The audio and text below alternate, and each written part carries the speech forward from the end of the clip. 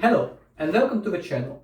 Today we speak about upcoming events, UFC Fight Night, Jamal Hill versus Johnny Walker. It's quite poor event in terms of big names, especially when this event lose its main fight. But still the new main event is very interesting, and this is two very promising prospects of light heavyweight division. And of course, the main name for me is Johnny Walker. I think he's a big star, and I hear a lot of critique in his address after he lose couple of fight, but he lose to a very strong opposition like Corey Anderson, who is now ranked very high and fight in title fight in Bellator, and beat many solid guys where like Ryan Bader, etc. And he's a physical specimen in my opinion. He's absolutely huge for light heavyweight division. He's 6'6", and his reach is more than 80 inches, and he's absolutely huge.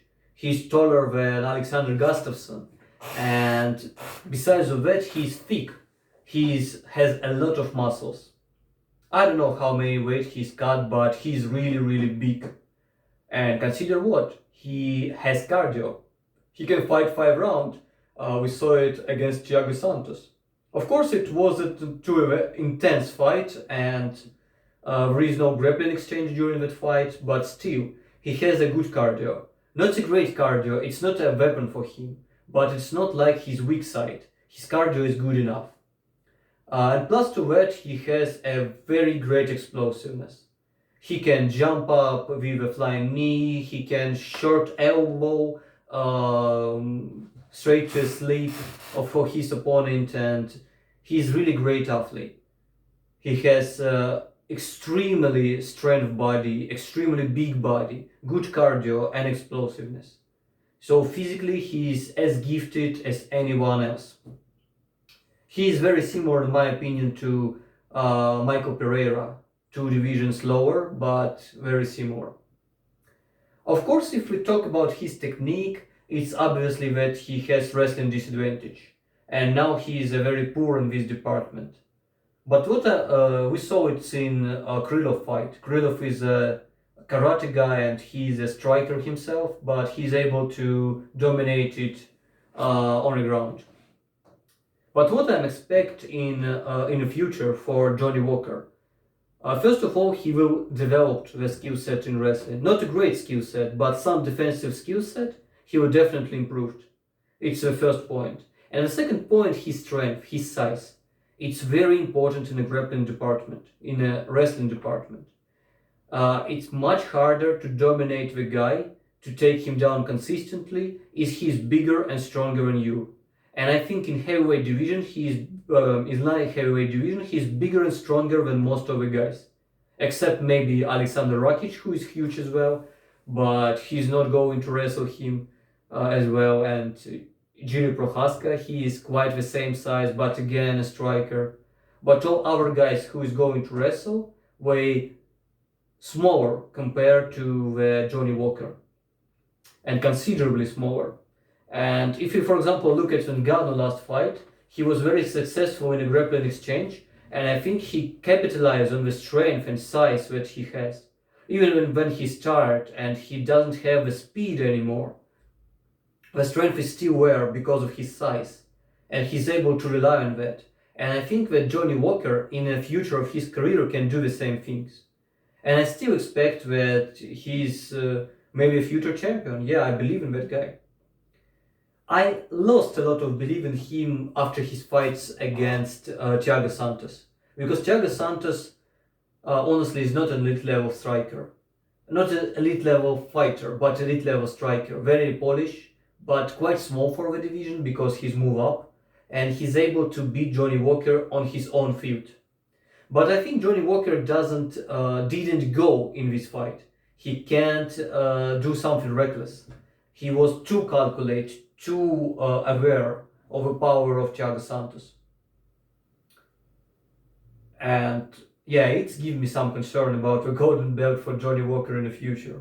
But still, he's a very bright prospect. He's beat the Superman span, and he's a bright prospect as well. And yeah, basically, not only on his performances, but on his overall physical ability. I think that Johnny Walker is a favorite in championship, in getting championship, has a good chance for that. Okay, let's switch to Jamal Hill. He lost to Paul Craig recently, but I can throw it up to window because it just happens because Paul Craig is a specialist and time to time he a specialist of this level in some specific area will catch you. Just not forget he catch Magomed Ankalaev, and now everybody understands that Magomed Ankalaev is a probably next guy in line and next big threat for a throne in light heavyweight. And he submit him. So it's not a big fault to lose the grappling exchange to Paul Craig. And Jamal Hill is very talented. He's quite small for a division. He is very light. He's not thick. He has a good frame, very long arms, but he is looks very light.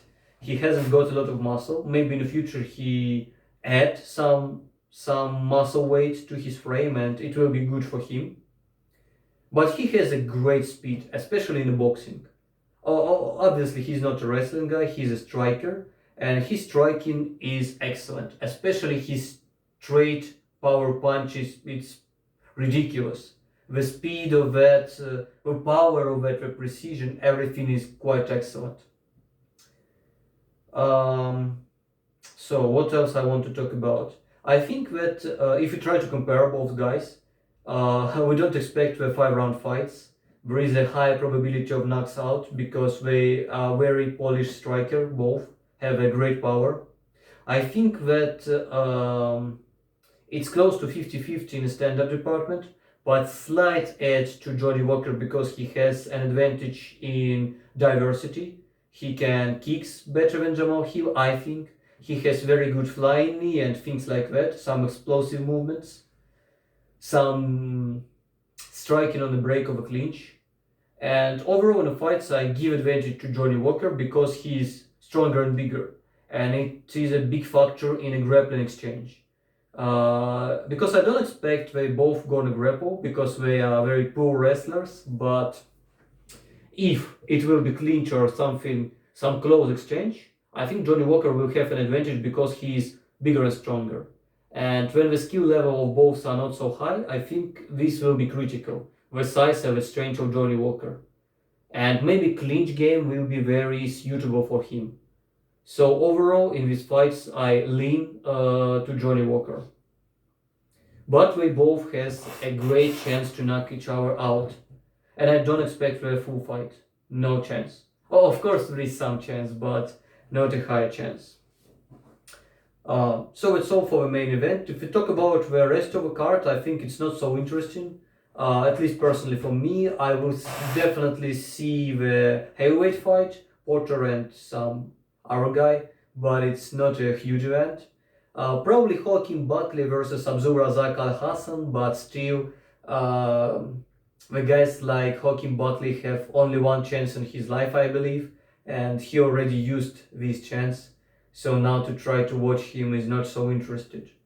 So it's quite poor card to be honest. But the main event is really promising because we at least saw a guy who is move up very fast and has a great potential. I think they both have a great potential no matter what's gonna happen in this fight. And besides of that, we expect a lot of explosive movements from both guys and expect some very beautiful knockout possibility. So that's all for today. Enjoy the fights and I hope catch you later in my channel. Thank you for your attention.